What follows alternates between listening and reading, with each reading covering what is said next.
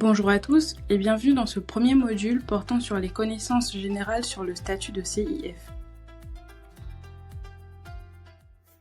Dans cette vidéo portant sur le statut du CIF, nous allons d'abord découvrir ses rôles et ses missions clés. Ensuite, nous allons explorer les conditions pour devenir et exercer en tant que CIF. Et enfin, nous allons examiner les règles de conduite à suivre de près. Avant 2003, aucune règle spécifique ne régissait le statut de CIF. Le conseil en investissement financier pouvait être pratiqué librement sans garantie pour les investisseurs. Avec le temps, la nécessité d'un cadre réglementaire à cause de la financiarisation de l'économie a rendu nécessaire le statut de conseiller en investissement financier. L'évolution vers des marchés de capitaux et la complexité des produits financiers exigent une assistance professionnelle pour les investisseurs. De plus, le transfert des risques sur l'investisseur est devenu plus prononcé, notamment avec la désintermédiation bancaire. Les choix d'investissement sont de plus en plus délicats et exigent une expertise. Au final, les investisseurs font face à un besoin de conseil croissant, adapté à leur situation et à leurs besoins. Ces investisseurs ont besoin de conseillers indépendants pour garantir l'objectivité et la pertinence des recommandations. C'est la loi de sécurité financière de 2003 qui vient fixer le cadre réglementaire du conseil en investissement financier. Cette loi garantit à la fois le professionnalisme des conseillers et la protection des investisseurs. Maintenant, nous allons nous intéresser à ce que n'implique pas le statut de CIF. Nous allons clarifier certains points essentiels pour comprendre pleinement le rôle de ce professionnel. Le conseil en investissement financier n'est pas un conseil en haut de bilan. Le conseil en haut de bilan est défini comme le conseil aux entreprises en matière de structure du capital, de stratégie industrielle et de questions connexes. Il concerne aussi le conseil et les services en matière de fusion et de rachat d'entreprises. Depuis la directive sur les marchés d'instruments financiers, le conseil en haut de bilan est rangé dans la catégorie des services distincts du conseil en investissement. L'ordonnance du 12 avril 2007 a bien évidemment rejoint la directive. Et depuis le 1er novembre de la même année, le conseil en haut de bilan n'est plus un conseil en investissement réglementé par le droit français en tant que tel. Le CIF se distingue donc du conseil en haut de bilan parce que son rôle est de conseiller principalement les clients individuels sur leurs investissements financiers et non pas sur la structure du capital des entreprises ou les fusions et acquisitions. Le conseil en investissement financier n'est pas un conseil en matière immobilière.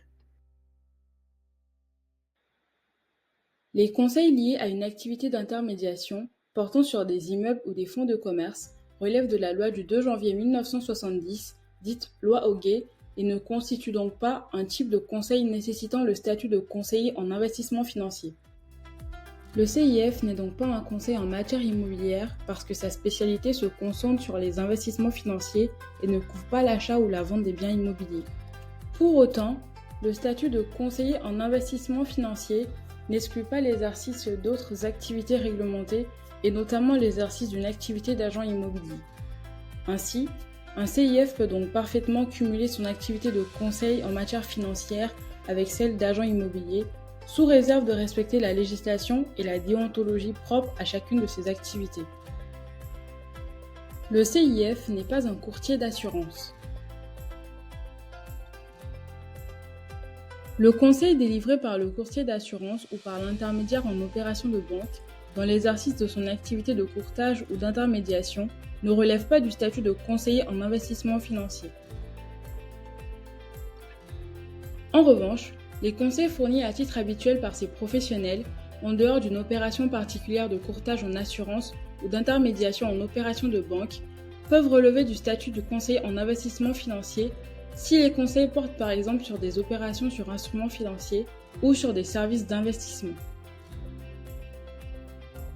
Le CIF n'est pas un démarcheur en produits financiers. Un démarcheur multicarte est une personne physique ou morale mandatée par des sociétés de gestion ou des banques, ou plus généralement par les réseaux de distribution de produits financiers pour proposer la souscription de leurs produits.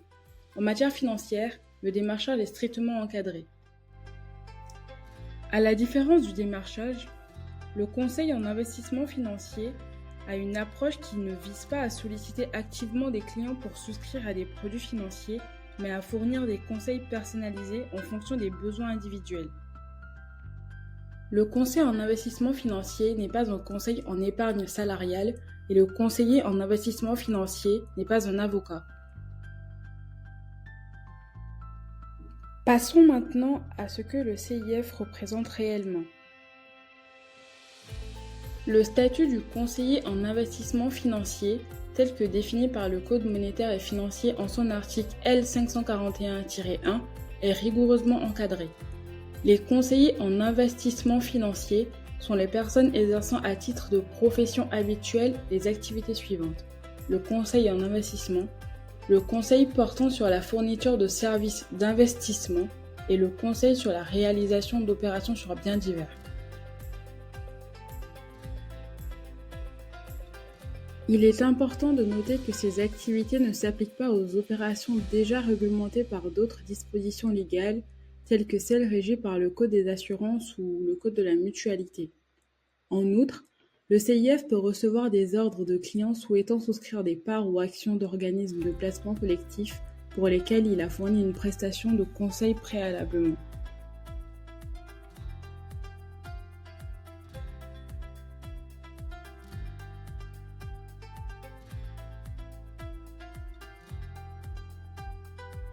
Pour exercer, le conseiller en investissement financier doit respecter des obligations administratives, professionnelles et morales. Il devra respecter des conditions d'âge et de résidence, donc avoir la majorité légale et résider en France. Il ne devra pas faire l'objet ni d'interdiction ni de sanctions.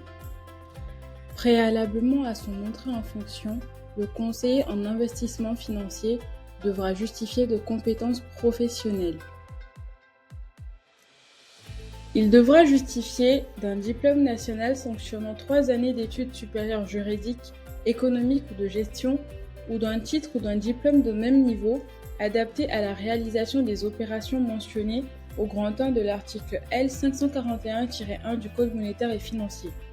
Il devra aussi justifier soit d'une formation professionnelle, ou soit d'une expérience professionnelle d'une durée de 2 ans dans les fonctions liées à la réalisation d'opérations relevant des catégories énumérées au grand 1 de l'article susmentionné.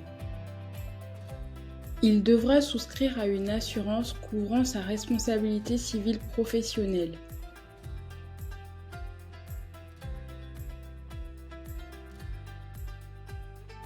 Il devra adhérer à une association professionnelle agréée par l'AMF.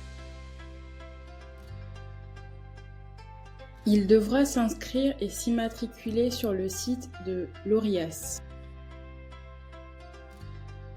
Il devra aussi verser une contribution annuelle d'un montant fixe de 450 € à l'AMF. Il convient également de noter que la certification AMF est obligatoire pour exercer les métiers de service d'investissement.